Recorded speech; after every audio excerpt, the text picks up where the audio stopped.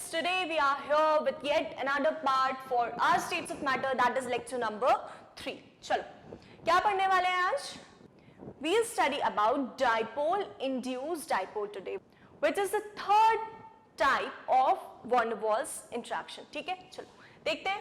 What is dipole induced dipole? See, this type of attractive force operate between polar molecules having permanent dipole and the molecules that lack permanent dipole.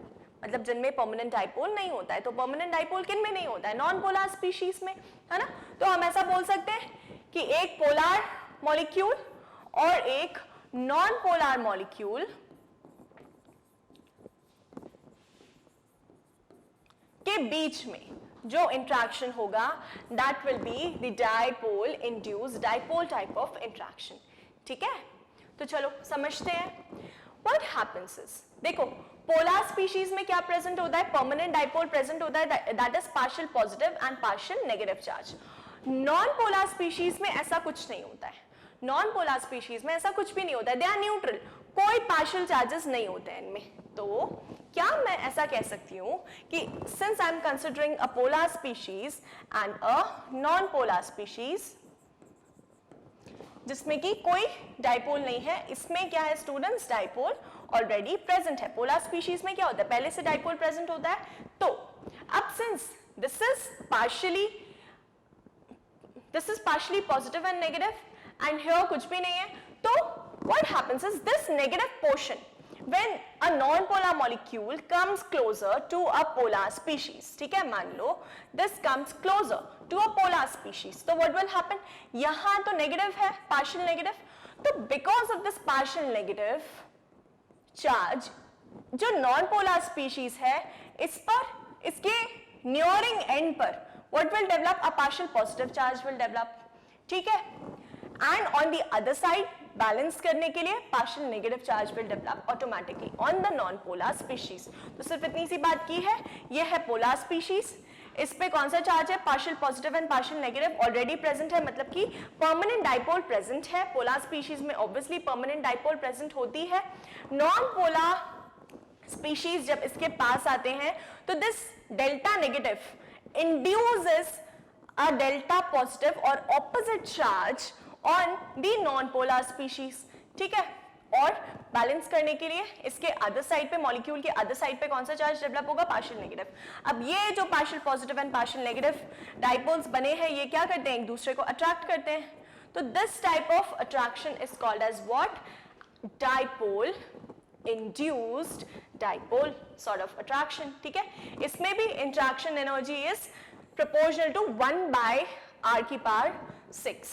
Now, obviously attractive interactions होंगे. क्यों होंगे attractive interactions? क्योंकि positive negative attract कर रहे हैं ना. ये positive negative है for a polar species and ये non polar पे positive and negative induce हुए हैं. तो ये positive and negative क्या होंगे? attract ही तो करेंगे एक दूसरे को. तो इसीलिए attractive interactions होते हैं. अभी तक हमने सारे जितने भी देखे वो सब attractive interactions ही थे, है ना.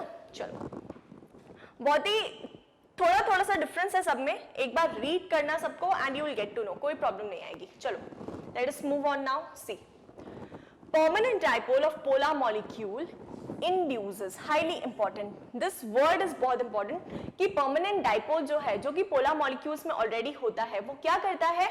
It induces a dipole on the electrically neutral molecule by deforming its electronic cloud.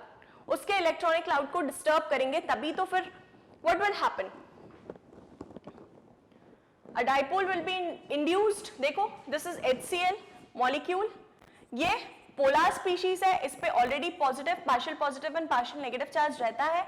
ये argon है, which is neutral. ठीक है, लेकिन अब ये इसका पार्शियल नेगेटिव चार्ज क्या कर देगा? इसके इलेक्ट्रॉनिक जो सिमेट्रिकल इलेक्ट्रॉनिक क्लाउड था उसको डिस्टर्ब कर देगा and more of the electrons will come on this side. तो यहाँ पर पार्शियल पॉजिटिव चार्ज आ गया, पार्शियल नेगेटिव चार्ज इस तरफ आ गया. अब ये डाइपोल्स अट्रैक्ट करेंगे एक दूसरे को. ठीक है, गेटिंग? सिमिलरली वाटर का भी दे दिया है example. This is a water molecule. यहाँ पर partial positive charge, partial negative charge. This is partial negative charge on the oxygen atom. ये दो ऑक्सीजन एटम है, O2 न्यूट्रल है ना, स्टेबल है. तो these are the two oxygen atoms. इसके एक तरफ क्या हो जाएगा, partial positive charge when it will come close to the negative side of oxygen, and यहाँ पर delta negative will be developed. तो this is oxygen, but क्या हो गया, dipole is induced by the polar water molecule. ठीक है, चलो. Thus, an induced dipole is developed in the other molecule. Okay. Induced dipole moment depends on the dipole moment present in the permanent dipole. ठीक है, and the polarizability of the electrically neutral molecule. Polarizability of electrically neutral molecule मतलब कि ये कितना polarize होना चाहता है, किस हद तक polarize हो सकता है. ठीक है, तो इस पे डिपेंड करता है और इसके डाइपोल के मैग्नीट्यूड पर डिपेंड करता है. Okay, induced dipole moment depends upon the dipole moment present in the permanent dipole, that is polar species, and the polarizability of the electrically neutral molecule. ठीक है, high polarizability increases the strength of attractive interactions. अगर ये neutral molecules polarize होना चाहता है तो what will happen, इनके बीच का interaction strong होगा, तो that is what is said, attraction बढ़ता है. ठीक है, is it clear? इतना clear है? चलो, moving to the next topic, that is why is a solid incompressible. Solid incompressible क्यों होता है? देखो, कोई भी solid है, मान लो this is a solid and I cannot compress it anymore. Why? Reason समझते हैं इसका. This is a solid, ये इसके atoms हैं. ठीक है, बहुत पास है. चलो, क्या लिखा है, molecules also exert repulsive forces on one another. When two molecules are brought in close contact with each other, the repulsion forces between the electron clouds and that between the nuclei of the two molecules come into play. अब देखो, ये atoms हैं, these are atoms of solid. ठीक है, अब atoms में क्या होगा, यहाँ पर nucleus होगा and ये electrons होंगे, है ना, ये न्यूक्लियस होगा, इलेक्ट्रॉन्स होंगे, nucleus electrons, yes, like this. ऐसे ही स्ट्रक्चर होता है, एटॉमिक स्ट्रक्चर तो यही होता है.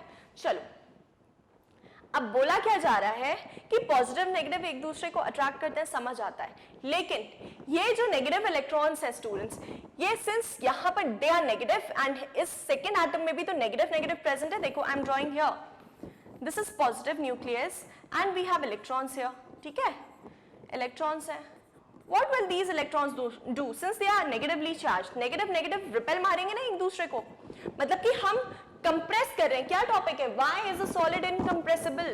अगर हम इन्हें compress करना चाह रहे हैं तो ये तो negative है, like charges, क्या करेंगे, repulsion मारेंगे. repulsion मारेंगे तो what will happen, they will not come close to each other. That is why a solid is incompressible. हम इसे compress क्यों नहीं कर पा रहे हैं, क्योंकि ये repulsive forces compress करने दे ही नहीं रहे हैं. ठीक है, अब repulsive forces किसके, electrons के, that is negative, and also of this nucleus, that is positive का repulsion. Nucleus, हर atom का nucleus that is positively charged, इसका न्यूक्लियस पॉजिटिव, इसका सभी का न्यूक्लियस पॉजिटिव होता है. ठीक है, इसका न्यूक्लियस एक दूसरे को रिपेल मारेगा, इसका न्यूक्लियस एक दूसरे को रिपेल मारेगा, लाइक दैट. इलेक्ट्रॉन्स एक दूसरे को रिपल्शन मारेंगे. तो दो चीजें हैं. ठीक है, एक तो positive repulsion, second is negative repulsion that is operating between the electrons of the two atoms. तो जाहिर सी बात है, अब अट्रैक्शन होता तो हम उनको कंप्रेस कर सकते थे, लेकिन यहाँ पर रिपल्शन ऑपरेट कर रहा है ना, तो एटम्स भी तो रिपल्शन मारते हैं एक दूसरे को. तो फिर जब रिपल्शन मारेंगे तो कैसे पास ला पाओगे. Therefore the solids are incompressible. So that is what is said, when two molecules are brought into close contact with each other, repulsion between the electron clouds and that between the nuclei of two molecules come into play. Getting my point? Yes? चलो, let us move on. Magnitude of repulsion rises very rapidly as the difference separating the molecules decreases. जैसे जैसे मान लो ये atoms हैं, ठीक है, these are the atoms, इनको हम पास ला रहे हैं, ये electrons हैं, electrons, okay, all around there are electrons, this is the nucleus. What will happen, जैसे जैसे पास लाओगे तो repulsion का magnitude बढ़ता है ना. दो magnets लिए हैं, उनको पास लाते हैं, अगर उनके poles like poles by default पास में आ गए, ठीक है, तो what happens, we cannot bring them closer, वो एक दूसरे से दूर भागते हैं. Why? Because they are like in nature. यहाँ पर भी electron negative negative charge like in nature, positive positive nucleus like in nature. What happens, repulsion matter, जितना पास लाओगे आप वो उतना दूर भागेंगे. That is what is said कि मैग्नीट्यूड ऑफ रिपल्शन बढ़ता जाता है जैसे जैसे डिस्टेंस कम होता जाता है, जैसे जैसे डिस्टेंस कम होता जाता है. Okay, this is the reason that liquids and solids are hard to compress. यही रीजन है. Okay, in these states molecules are already in the closed contact. वो already closed contact में, solid में कहाँ intermolecular spaces present होते हैं? नहीं होते ना. They are already in close contact, in close association. उसके बावजूद अगर आप उनको compress करना चाहें तो repulsive forces तो operate करेंगे ही. Therefore they resist further compression. Getting my point? Yes? Okay, that's all for today's lecture. In the next lecture we'll meet with further new topics. Okay, till then have a great day. Bye.